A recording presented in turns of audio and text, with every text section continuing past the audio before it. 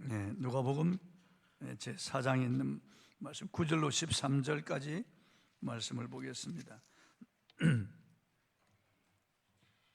짧은 말씀이니까 같이 합독하겠습니다.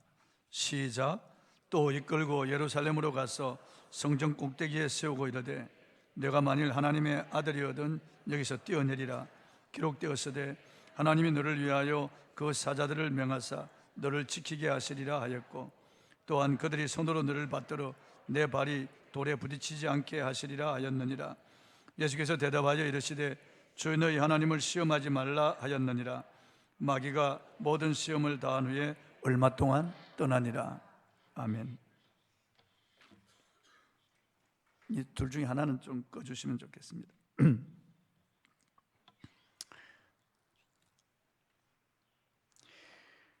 하나님은 친히 아무도 시험하지 않으시고 또 시험을 받지도 않으신다고 야고보서에 말씀하고 있습니다. 여기 시험은 마귀의 시험을 말하는 것입니다. 그건 페이라조라고 되어 있고 영어로 템프테이션, 유혹을 말하는 것입니다.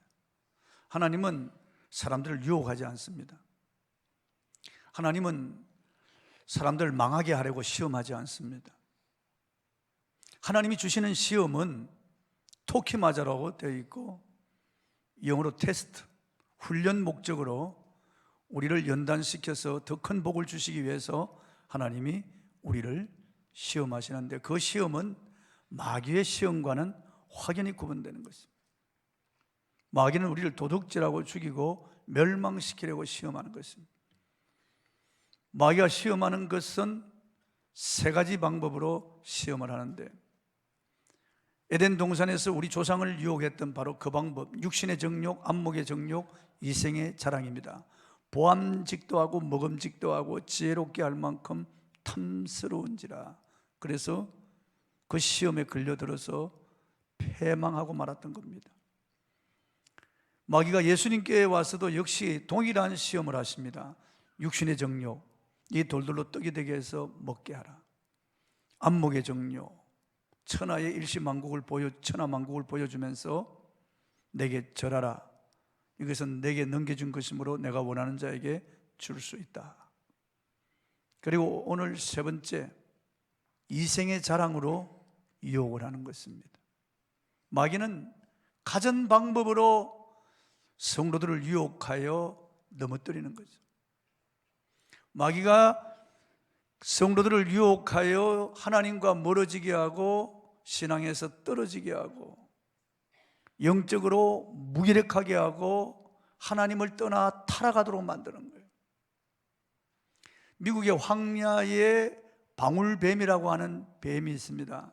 이 방울뱀이 다람쥐를 잡아먹는데, 다람쥐를 잡아먹는 방법이 특이합니다. 그 방울뱀 꼬리를 이렇게 흔들면 따르르르 이런 소리가 납니다. 방울 소리가 따르르르. 그러면은 나무 위에 있던 다람쥐가 그 소리가 무슨 소린가 하고 이렇게 내리다 보다가 이 방울뱀과 눈이 딱 마주치면은 이 다람쥐가 딱 몸이 굳어지고 현기증을 느끼고 어찌러찌러찌 하다가 탁 떨어집니다. 떨어지면 입을 벌리고 있던 방울뱀이 탁 삼키는 거예요. 마귀가 우리 인생들을 유혹하여 삼킬 때도 동일합니다. 성경은 마귀는 우는 사자같이 삼킬 자를 향하여 두루 찾는다고 말씀하고 있어요. 또 광명의 천사로 나타나서 유혹한다고 말씀하고 있어요. 우리는 정신을 차려야 되는 거예요. 오늘 본문 9절을 보겠습니다. 시작. 또 이끌고 예루살렘으로 가서 성전 꼭대기에 세우고 이르되 내가 만일 하나님의 아들이거든 여기서 뛰어내리라. 내가 만일 하나님의 아들이거든. 또 이 정체성을 흔듭니다.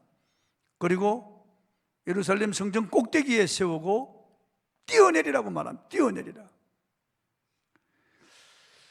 성전 꼭대기에서 뛰어내리라고 하는 것은 이런 기적을 보고 사람들이 환호하고 막 박수를 치고 경이로운 눈으로 바라보고 그래서 메시아로 인정할 것이란 말이에요. 예루살렘 성전은 이스라엘의 종교 그리고 교육, 문화 중심입니다. 그리고 이스라엘 백성들의 신앙 중심이고 마음의 지주입니다. 예루살렘 성전의 그 뜰에는 여인들이 항상 모여서 기도하고 있습니다. 그리고 남자의 뜰에는 남자들이 모여서 엎드려 절하며 기도합니다. 그리고 제사장들, 서기관들 그곳에서 이렇게 백성들을 가르치기도 하고, 이 성전은 수많은 사람들이 낮이나 밤이나 모여서 하나님을 예배하고 찬양하고 또 기도하는 곳입니다. 사람들의 발길이 끊어지지 않는 곳, 그곳이 바로 예루살렘 성전이에요. 수많은 순례자들이 예루살렘 성전에 모여서 하나님께 예배드리고 기도하는 곳입니다.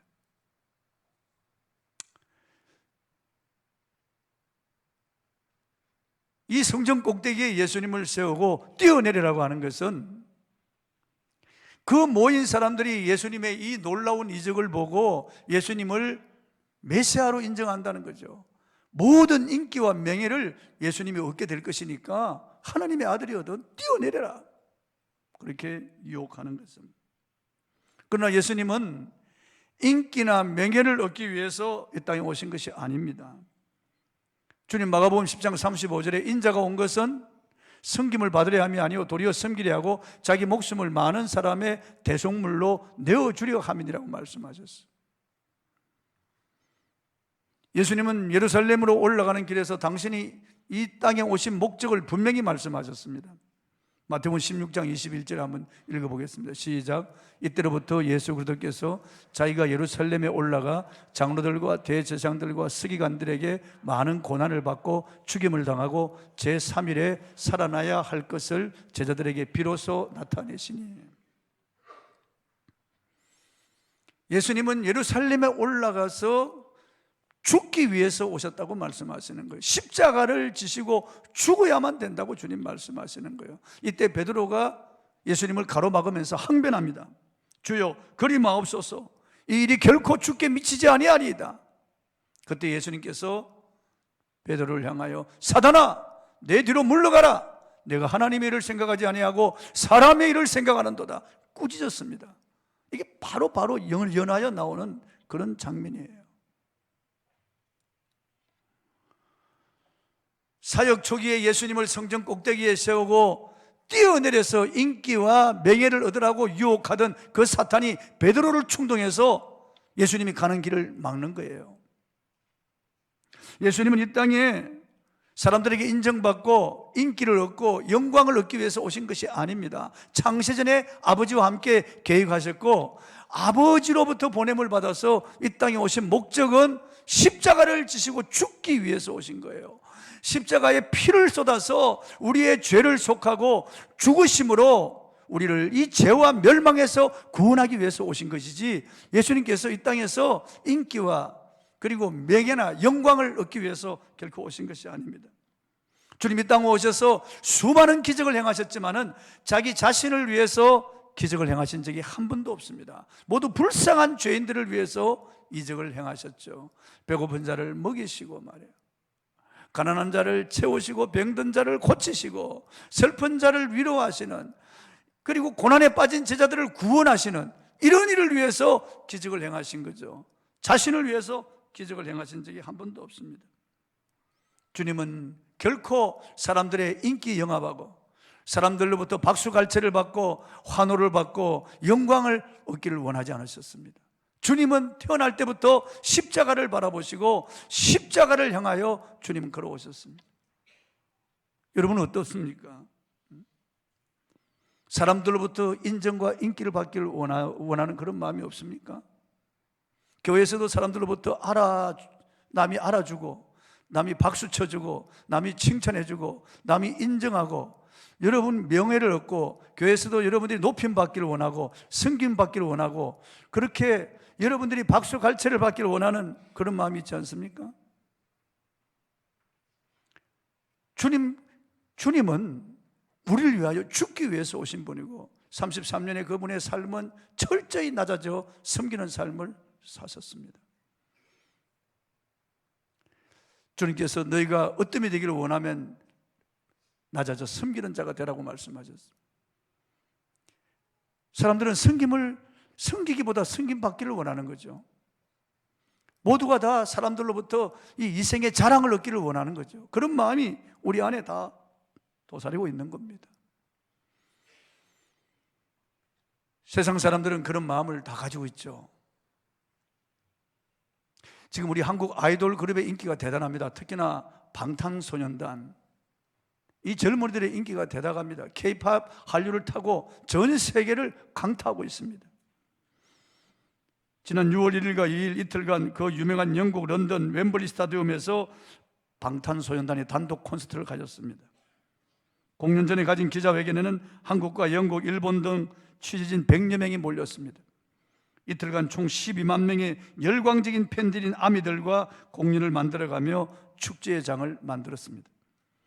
이틀 동안의 표는 나오자마자 매진되었고 좋은 자리는 24만 원에 팔렸습니다. 이 표는 수백만 원에 거래되었습니다. 이번 투어 공연은 네이버, 보이라이프 플러스로 전 세계로 독점 생중계되었습니다.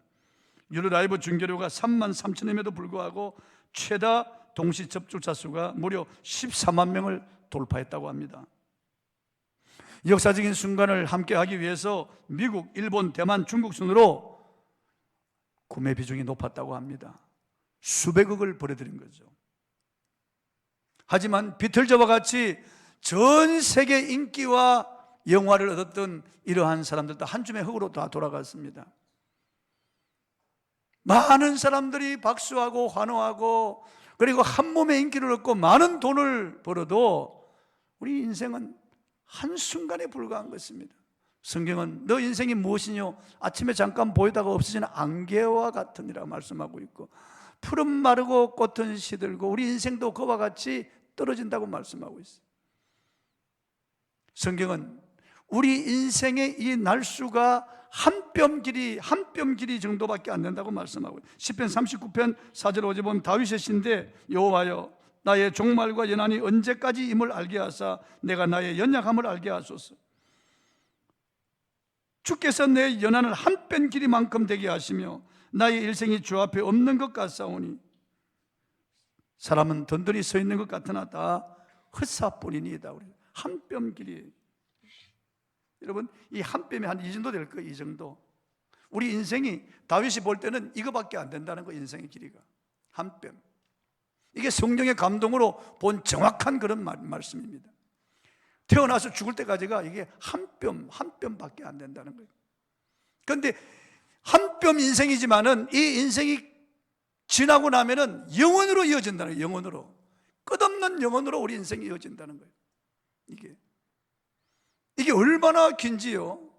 영혼의 길이가 제주도를 지나서 대만을 지나서 방콕을 지나서 방글라데시, 인도를 지나서 저 유럽과 그리고 대서양을 건너서 아메리카 대륙, 그리고 이 지구를 떠나서 화성, 수성, 목성, 금성, 토성, 인왕성, 해왕성, 천왕성 계속 끝없이 이어지는 거예요.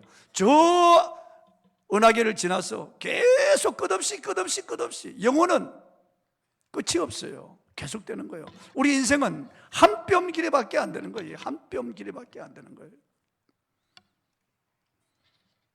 모세는 우리 인생이 70이요 강건하면 80이라도 그 연수의 자랑은 수고와 슬픔뿐이요 신속이가 아니고 나라가 아니다라고 했고, 우리 인생의 연한이 일시간에 다하였나이다. 훅 하면 끝났다는 거, 우리 인생이에요.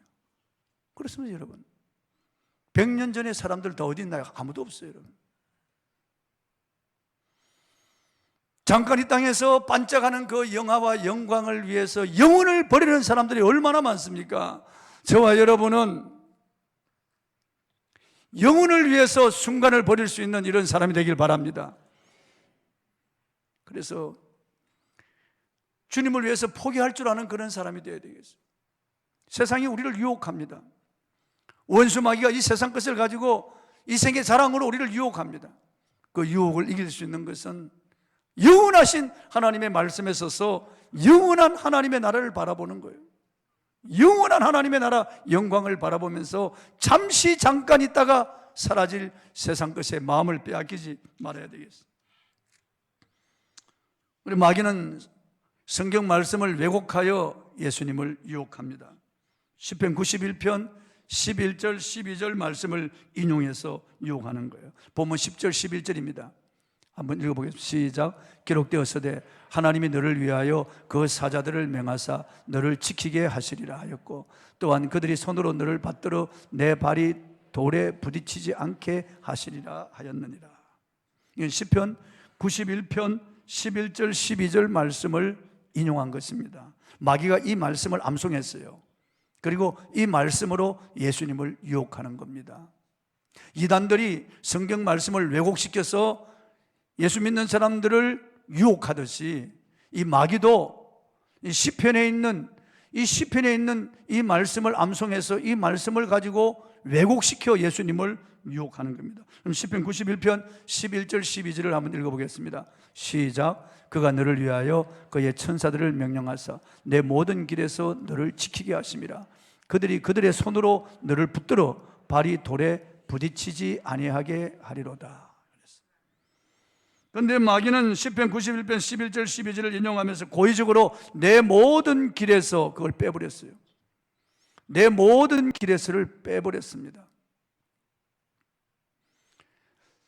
저 시편 91편 11절 12절 말씀은 광야길에서 하나님이 그들의 손으로, 하나님의 손으로 그들을 붙들어서 그 모든 길에 순종하는 그 백성들이 발에 돌에 부딪히지 않다. 그래서 발이 부러뜨리지 않도록 했습니다. 의복이 헤어지지 않도록, 신이 떨어지지 않도록 하나님 그렇게 만드셨다고 말이에요. 그런데 이 말씀에서 내 모든 길에서를 빼버렸어요. 그리고 그들의 손으로 너를 붙들었는데 너를 받들어 왜곡시켰습니다. 그들이 손으로 너를 받들어 높은 곳에서 이렇게 받아준다는 그런 암시가 있는 거예요. 성경 말씀을 왜곡시키는 이 마귀를 볼 수가 있습니다. 뱀이 하와를 유혹할 때 하와가 하나님 말씀을 왜곡시킴으로 마귀에 걸려들었잖아요. 그럼 먹지도 말고 보지도 말라 하였나니라. 그 먹는 날에는 내가 죽을까 하노라 하더이다. 하나님 말씀을 변질시켰잖아요. 그럼 마귀가 하와를 확 삼키는 거죠. 이번에 마귀가 예수님 앞에까지 와서 예수님을 시험하는데 시편 91편 11절 12절 말씀을 마귀가 암송을 하고 있는데 이 말씀을 왜곡, 변질시켜가지고 예수님을 유혹합니다. 그것은 뛰어내리라는 말씀이 아니에요. 광야길에서 하나님이 그들과 함께 하시고 순종할 때 그들을 붙들어서 그 발이 돌에 부딪히지 않게 하겠다. 그건 약속이에요. 인생길에서 하나님이 우리와 함께 하신다는 약속이고 순종하는 자들을 하나님이 형통하게 하신다는 약속이에요. 그런데 그 말씀을 빼버렸어요. 내 모든 길에서. 그리고 너를 붙들었는데 너를 받들어로 변질시켜버렸다고 말이죠. 이단들은 그렇습니다. 가끔 저에게 편지를 보내오는 사람들이 있는데 발신자 이 주소가 없어요. 우리 교회 주소하고 내 이름만 넣어가지고 오는데 제가 뜯어보면서 신천지구나. 딱 틀림없이 신천지예요. 그리고 목사인 나에게 이만희가 보혜사고 메시아라고 그렇게 쭉 주장하는 거예요. 성경 구절을 들어가면서 왜곡시키는 거죠. 왜곡.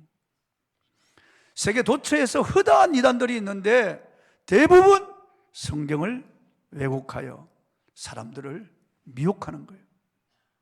미혹하는 거예요. 하나님의 교회 안상홍 정인회라고 있습니다. 지금 안상홍 사기꾼인데 감옥에 죽었습니다.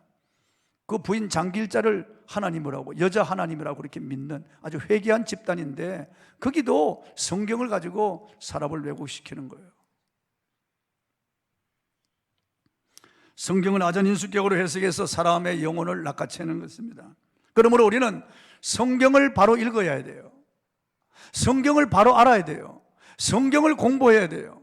하나님의 말씀을 연구하고 묵상해야 돼요. 그리고 우리 하나님을 바로 알고 우리 하나님의 말씀을 바로 알고 하나님 말씀대로 순종해야 돼요. 실천해야 돼요. 마귀는 하나님 말씀을 암송하고 있는데 그것을 변질시켜서 예수님을 유혹하는 거예요.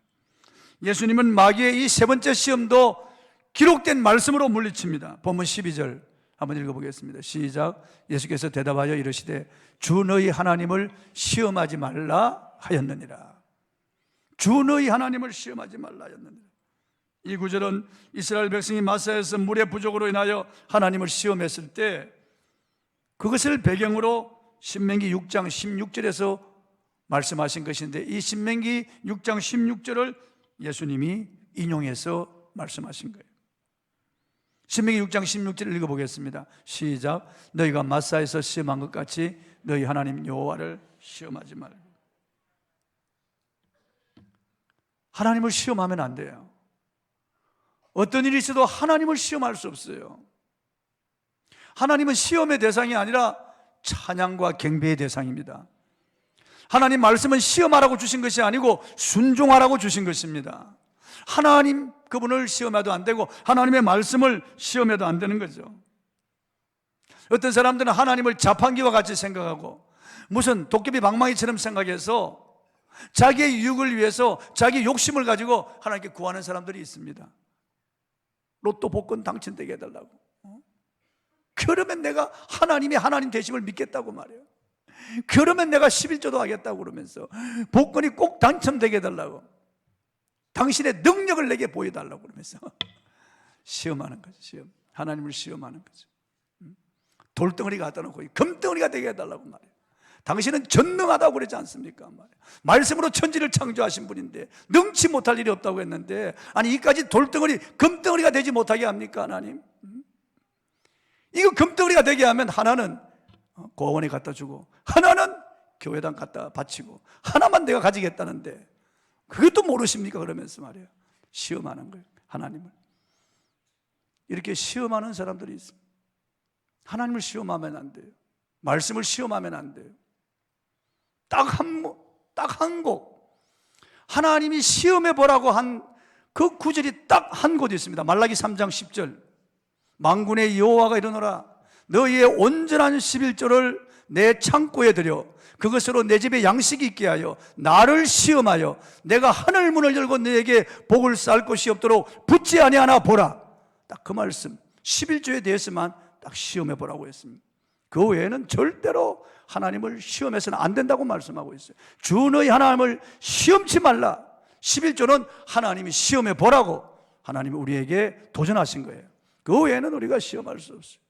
어떤 일이 있더라도 어떤 경로라도 하나님의 말씀을 시험할 수 없어요. 예수님께서 마가복음 16장 17절 이하에 이렇게 말씀하셨어요.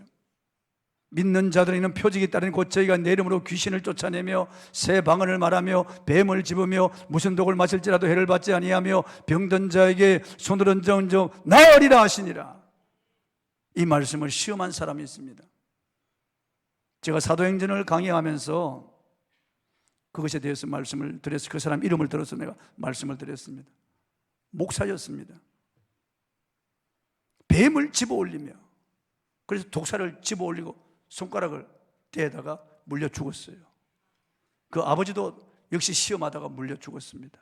그런 사람이 있어요. 무슨 독을 마실지라도 해를 받지 아니하며 이 말씀을 시험하다가 독약을 마시고 죽은 사람들이 있습니다. 여호와의 정인 그 이단을 창설한 러셀이라고 하는 사람 독약을 마시고 그 자리에 죽었습니다. 예수님이 오라고 하자 베드로가 무리를 걸어왔는데, 베드로가 무리를 걸었다면 우리도 무리를 걸을 수 있지 않겠는가? 안식교 사제들 7명이 바다에 뛰어들었다 죽었습니다. 여러분. 시험하는 거죠. 시험. 뱀을 집으면은 복음을 전하는 가운데 부지불식간에 뱀에게 물렸을 때를 말하는 거지, 시험 삼아 뱀을 집어 올리다가 물리면 죽는 거죠. 그건 하나님을 시험하는 거죠. 바울이 그 일행들과 함께 멜레데 섬에 올라왔는데요, 배가 파손되고 276명이 멜레데 섬에 올라와서 그 추위에 모닥불을 쬐고 있었는데 그 나뭇가지 속에 독사가 들어있었어요. 맹독을 가진 독사가. 그래서 나뭇가지를 던져 넣었는데 그 독사가 올라와서 바울의 손을 물었습니다. 손가락. 바울이 손을 드는데 뱀이 그 손을 물고 그냥 들려 있는 거예요. 그래서 섬 사람들이 죽었다. 저 사람 바다에 살았지만은 공의가 저를 살지 못하게 하는도다. 그랬어요. 그건 멜레데에 있는 무서운 맹독사예요. 물리면 즉시 퉁퉁 붓고 쓰러 죽는 거예요. 그런데 바울이 그 뱀을 불 속에다 털어버립니다. 그러니까 뱀을 불 속에 던져 넣습니다. 아무렇지도 않은 거예요. 사람들이 다 놀라는 거죠. 아니, 어떻게 된 일이냐? 저 맹독을 가진 독사에게 물렸는데 아무렇지도 않은, 그런 경우를 두고 예수님이 뱀을 집어매라고 말씀하신 거예요. 뱀을 집어. 무슨 독을 마실지라도 해를 받지 아니하며, 지금 우리가 먹는 음식이 대부분 다 독이잖아요. 방부제, 항생제 들어있는 그런 양식, 물고기들, 그런 모든 가축 사료에도 대부분 항생제나 방부제가 다 들어가 있어요. 그래야 사료가 썩지 않으니까. 그걸 먹고 자란 그런 돼지나 소들을 우리가 다 먹고 있습니다. 채소를 키울 때도 오이나 뭐 양배추 같은 거 새끼 때부터 농약을 찍어가지고 키웁니다. 농약 아주 뭐. 그래서 경북 예천에 대단히 양배추 단지가 있는데, 거기에서 목회하는 전도사님이 저보고, 목사님 양배추 잡수지 마세요. 그래, 꼭 잡수려면은 8시간 동안 물에 담궈놔야 됩니다. 쪼개가지고 다 담궈놔. 그래야 뿌연 물이 빠지는, 그게 바로 농약 독입니다. 절대로 양배추를 그냥 음식점에 가서 양배추 넣으면 그냥 잡수지 못해요. 그걸 알면 어떻게 먹겠어요? 음식을 다. 모든 음식을 못 먹어요, 그걸 알면요. 그러니까 우리가 감사히 기도하고 먹으면 무슨 독을 마실지라도 해를 받지 아니하며, 그게 우리가 적용된다고 믿고 먹는 거지. 그런 거 다 일일이 생각하면 먹을 음식이 없어요. 올게닉이 별로 되나요? 없죠. 그런데 하나님의 말씀을 시험하다가 사람들이 하나님의 말씀을 시험하다 죽거나 아니면 큰 해를 당하는 거예요. 절대 하나님 시험할 수 없어요. 하나님의 말씀을 시험할 수 없어요. 하나님의 말씀은 시험의 대상이 아니고 순종의 대상이고, 하나님은 시험의 대상이 아니고 찬양과 경배의 대상입니다. 세 차례에 걸쳐 마귀가 예수님을 시험했습니다. 본문 13절 한번 읽어보겠습니다. 시작. 마귀가 모든 시험을 다한 후에 얼마 동안 떠나니라. 마귀는 예수님을 시험했지만 다 실패했습니다. 예수님이 기록된 말씀으로 마귀를 물리쳤습니다. 40일 금식기도 하시고 기록된 말씀으로 마귀를 다 물리치는, 우리도 기도 외에는 이런 유가 나갈 수 없고 성경 말씀으로만 원수 마귀가 떠나간다고 하는 것을 알아야 되겠습니다. 그런데 얼마 동안 떠난다고 얼마 동안, 영원히 떠나지 않습니다.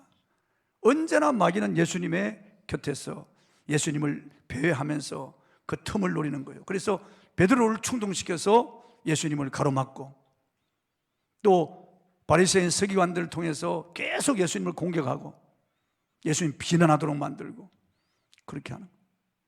그리고 가룟 유다 속에 들어가서 예수님 팔도록 만들고, 계속 얼마 동안 떠나는 거죠. 아주 떠나지 않습니다.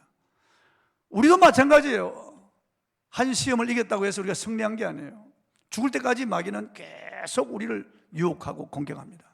계속 유혹하고 공격합니다. 저는 공격당한 적도 없고 별로 그렇게 유혹당한 적이 없는 것 같은데요. 당신은 그냥 내버려두는 거예요. 그냥. 불신자와 방불하니까 자기 편과 같으니까 그냥 내버려두는 거예요. 건드리지도 않습니다. 믿음도 없고 뭐 그냥 신앙생활 물에 물탕같이 하고 있는데 마귀가 뭐 건드릴 것이나 있습니까? 그냥 내버려두는 거예요. 그러나 조금 잘 믿어보려고 하는 사람에게 유혹하고 공격하는 거예요. 그럼 우리가 이 원수 마귀의 공격을 어떻게 우리가 이길 수 있겠습니까? 주님이 하신 그 방법대로 잠시 떠났다가 다시 공격하고, 쉬지 않고 공격하고, 끊임없이 배회하면서 우리를 공격하는 이 원수 마귀, 우리가 방심해서는 안 됩니다. 어떤 순간에도 방심하면 안 돼요. 고린도서 10장 12절에 그런 적 선줄로 생각하는 자는 넘어질까 조심하라고 말씀하고 있어요. 절대 우리는 선줄로 생각하면 안 돼요. 방심하면 안 돼요. 언제나 영적 긴장감을 가지고 원수 마귀의 이런 유혹이나 이런 공격에 대해서, 성경 하나님의 위대한 사람들도 넘어가잖아요. 다. 이놈이 예수님 앞에까지 와서 하나님의 아들, 우리의 구주 예수님을 유혹하는 놈인데 우리가 방심해서 되겠어요? 정신을 차리고 건신하여 있어야 되죠. C.S. 루이스는 사탄이 현대에서 사용하는 가장 무서운 무기는 비교의식이라고 그랬어요. 비교의식. 사람들은 남보다 조금 더 넓은 집, 큰 차, 좋은 학벌 등 조금 더 낫기 위해서 애를 씁니다. 그러나 결국 어떤 사람도 비교의식을 하면은 만족이 없고 행복이 없습니다. 비교의식하기 때문에 나의 아내와 남의 아내를 비교하고 나의 남편과 남의 남편을 비교하기 때문에 불평, 불만이 오르고 다툼이 일어나고 이혼하는 거죠, 결국. 비교하면 안 돼요. 다른 사람과 비교하기 때문에 교회에서도 시험 드는 거죠. 비교하면 안 돼요. 남이 잘 되는 것 박수 쳐주고 오히려 칭찬하고, 그리고 나를 밟고 올라가라고 하는 그런 마음을 가져야 되는데, 비교의식에서 시기 질투하고, 비교의식하고 내가 미워하거나 비교의식 속에서 상대적 박탈감이나 아니면 열등감을 가지면 마귀가 막 박수치는 거죠. 비교의식 하면 안 돼요. 또 기독교 설문 조사 업체인 바나그룹이 미국 전역의 기독교인들을 대상으로 일상에서 겪는 가장 이겨내기 힘든 유혹에 대해서 조사했습니다. 조사 결과 상위 항목은 다음과 같습니다. 첫째, 다른 사람과 나를 비교하고 비판하는 유혹이, 남을 비판하는, 그 사람 남의 약점을 계속 들춰내거나 남의 허물을 들춰내는 거죠. 그래서 사람들에게 퍼뜨리는 거죠. 그런 유혹입니다. 두 번째, TV와 인터넷 같은 미디어 탐닉의 유혹입니다. 거기 빠지게, 스마트폰 이런 데 빠지게 만드는 거예요. 그래서 기도할 시간에, 성경 읽을 시간에 그거 보도록 만드는 거죠. 유튜브 같은 데 찾도록 만들고, 그런 것에서부터 어떤 쾌감을 느끼도록 만드는 거예요. 세 번째, 과식과 탐식의 유혹입니다. 음식물에 대한 유혹으로 우리를 넘어뜨리는 거예요. 네 번째, 일을 미루고자 하는 이런 생각을 넣어주는 유혹입니다. 내일 하라, 차차 하라, 그래 기도하라, 성경 읽으라, 그런데 내일 해라, 내일. 그 다음 날 되면 또 내일 해라, 내일. 허구한 날 시간 많은데 다음에 하라고. 자꾸 그래 결심해라, 결심해, 그러나 내일 해라. 계속 마귀는 차차 하라고 하는 거예요. 다섯 번째, 성에 대한 유혹과 음란물에 대한 유혹이에요. 성에 대한 유혹과 음란물에 대한 유혹이에요. 여섯 번째, 게으름을 피우고 싶은 유혹을 넣어주는 거죠. 그리고 응답자의 대부분 이런 유혹을 이길 수 있는 비결이 뭐라고 생각하십니까? 라고 하는 질문에 하나님께 기도하기라고 대답했습니다. 알기는 잘 아는 거예요. 하나님께 기도하기라. 예수님이 40일 기도하고 마귀를 물리쳤잖아요. 겟세마네 동산에서도 피 흘리며 통곡하며 기도하여 마귀를 물리치고, 그리고 하나님의 뜻을 이루었습니다. 누가복음 22장 40절 한번 읽어볼까요? 시작. 그곳에 이르러 그들에게 이르시되 유혹에 빠지지 않게 기도하라 하시고. 유혹에 빠지지 않고, 마귀의 유혹을 말하는 거죠. temptation. 유혹에 빠지지 않게 기도하라. 기도해야 됩니다. 우리도. 저와 여러분이 마귀의 유혹을 이기기 위해서 기도해야 돼요. 우리의 자녀들을 위해서 기도해야 됩니다. 기도해야 돼요. 성도들은 적어도 하루에 1시간은 기도해야 됩니다. 어떤 일이 있다도 1시간 기도의 양을 채우려고 노력해야 됩니다. 그리고 순장이나 지도자들은 2시간을 기도하고, 저와 우리 목회자들은 3시간을, 어떤 일이 있더라도 하루에 3시간 기도하려고 애를 써야 됩니다. 마틴 루터는 나는 하루에 4시간 기도한다. 그러나 바쁠수록 더 기도한다고 그랬어요. 왜냐하면 내가 기도하지 않으면 그날은 마귀에게 지는 날이기 때문이라고 그랬어요. 기도해야 돼요. 예수님은 기도 외에는 이런 유가 나갈 수 없느니라. 마귀를 말한 거죠. 시험에 들지 않게 깨어있어 기도하라. 기도해야 돼요. 그리고 예수님처럼 하나님의 말씀을 우리 마음에 두고 이 말씀을 선포해야 돼요. 계속 말씀을 선포해야 돼요. 제가 금요 기도회 때도 말씀드렸는데 입으로 시인해야 돼요. 선포해야 돼요. 그때 원수 마귀는 한 길로 왔다가 7길로 도망갈 줄로 믿습니다. 할렐루야. 믿는 자에게 하나님 승리를 주십니다. 순종하는 자에게 승리를 주십니다. 찬송하고 기도하겠습니다. 360장 찬송하겠습니다.